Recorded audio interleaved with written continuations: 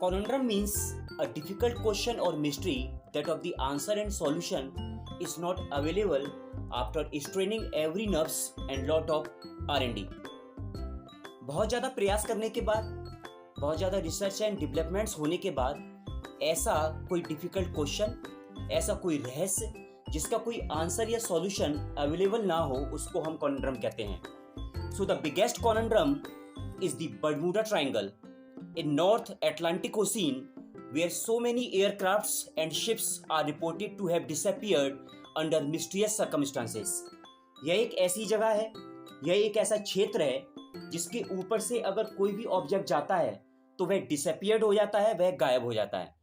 And more than 1000 people are said to have been missing in this region. Let's understand its meaning with the help of a sentence. It's a difficult conundrum for the scientists to solve an enigma behind Bermuda Triangle as to why any object passing over it gets vanished. Bermuda triangle के रहस्य को, उसके enigma को solve करना वैज्ञानिकों के लिए एक कठिन पहेली है, एक कठिन समस्या है, एक डिफिकल्ट कॉनंड्रम है. And the scientists are still trying their best and doing research and developments to find out solution to this difficult conundrum.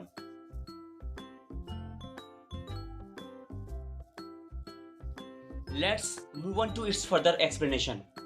Meaning of life has always remained a difficult conundrum for the philosophers. दार्शनिकों के लिए, philosophers के लिए purpose of life क्या है, उसका meaning क्या है, जीवन का महत्व क्या है, यह एक डिफिकल्ट कॉनंड्रम बना हुआ है.